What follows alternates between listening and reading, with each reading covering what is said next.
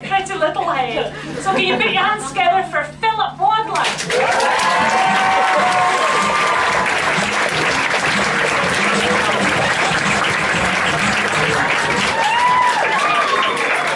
Good evening. My name is Philip Wadler. I am a professor in computing at the University of Edinburgh. Wow.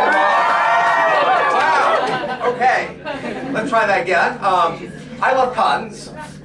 I have two children, Adam and Leora. They're twins. They're adorable, and I'm famous for my dad puns. And I know that they're dad puns because whenever I say one, Adam and Leora in unison say, "Dad." So tonight I'm going to tell you about my favorite pun, and I'm going to tell you why every single great idea in computing was first invented by a logician. Yes! Now, great, everybody's drunk, fantastic. Now, right, logic's an old subject. 2,300 years ago, Aristotle comes up with the law of the excluded middle. So this says that for every fact A, either A holds or A doesn't hold. For example, either there is yogurt in the refrigerator or there is no yogurt in the refrigerator. Okay, pretty simple, right? This got me in huge trouble. Vonda, wave your hand. She's over there waving her hand in the dark. Nobody can see her. That's okay, she's shy. And we met 3 years ago. She is the love of my life. And last week, she said to me, "Philip, is there yogurt in the refrigerator or do we need to go to Tesco's to get more yogurt?" I know logic. I say, yes. Vonda is not best pleased. I don't think she's a fan of Aristotle. So who here is a fan of Gilbert and Sullivan? So they did light opera, late 1800s, sort of like ABBA. And one of their operas is called The Gondoliers, and I'm dressed up to tell you the story of the Gondoliers. The heroine is Casilda, and she is told that when she was a baby, this is sort of creepy, when she was a baby, she was married to the heir of the king of Bataria. But due to a mix-up, nobody knows which of two men, Giuseppe or Marco, it is. So she's very distressed by this, and she was, "So do you mean to tell me that I'm married to one of two gondoliers, but you cannot tell me which?" And the Grand Vizier says, "Without a shade of any doubt whatsoever." So when a politician says something like that, you can guess what the result is. Right? It turns out the heir to the king of Bataria is somebody completely different, Louis. Turns out Casilda's already in love with Louis. Isn't this convenient? But the most amazing thing is, the Grand Vizier was not deliberately lying. He was just a pompous ass. Right? Wasn't politics refreshing 100 years ago? Now, logic comes in many forms. So 2,300 years ago, we've got Aristotle and classical logic, but much more recently, in the early 1900s, we get the intuitionists. I love it. I work in a field where I can talk about something 100 years ago and call it recent.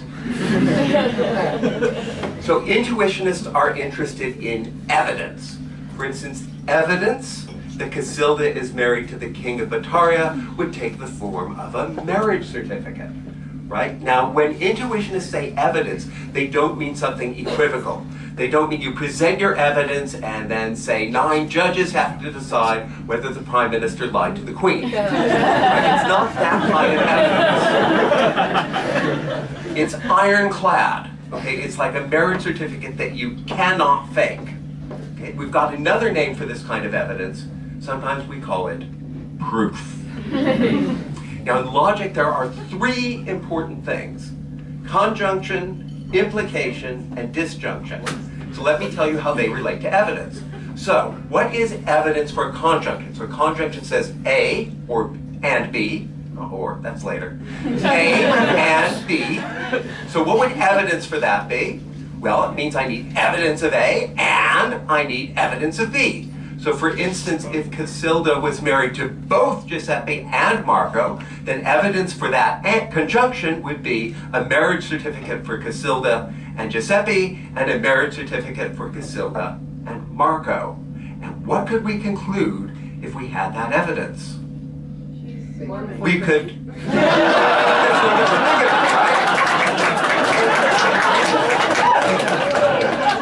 Second, implication. If A, then B. So that's a function. It's a function that given evidence of A gives you evidence of B, right? Because then anytime we know A, we apply the function and then we know B. So A implies B. Ta-da! So an example of this, I'll use conjunction as well. Here's an example. So Casilda is married to the heir of the king of Bataria. Let's just say the king of Bataria. And the king of Bataria is Louis. So from that we can conclude Casilda is married to Louis. So to have a function here, right, we need something that takes as input a marriage certificate for Casilda and the king of Bataria, and a birth certificate that says the king of Bataria is Louis, and it produces a marriage certificate saying Casilda is married to Louis. Do you need a civil servant to do this? Let's call him a functionary. Ha ha ha ha.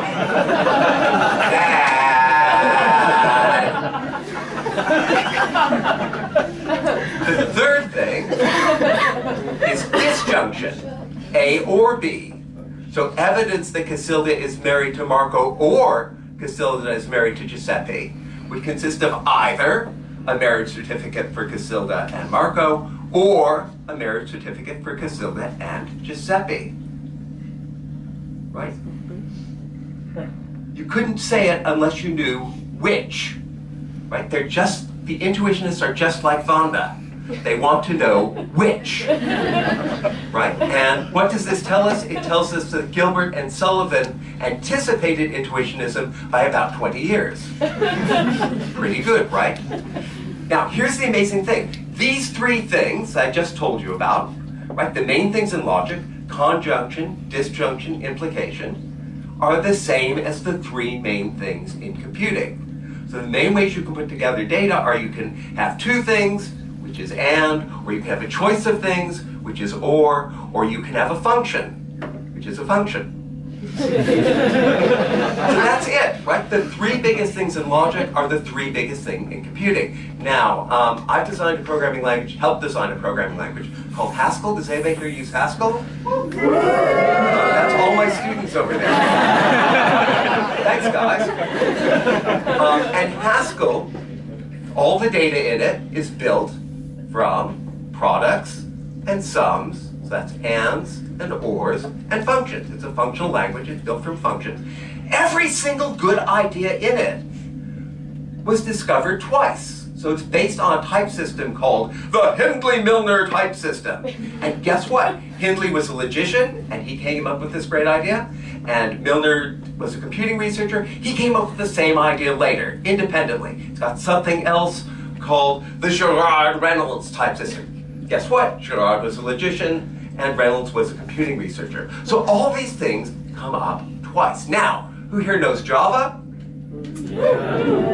Okay, JavaScript. We're getting some language wars here. JavaScript. PHP. Python. Okay, but all those languages, they were not discovered. Nothing in those languages was found by two different people, two different times. It's sort of amazing even that one person came up with them once. Not the same. So this is what I want you to take away. Right? Every great idea in computing can be read as a great idea in logic. Every great idea in logic can be read as a great idea in computing. Now when we have a word, and we can read it with two different meanings, we call that A pun. So the basis of my entire research career has been a pun. You may all roll around with hilarious laughter now. Dad!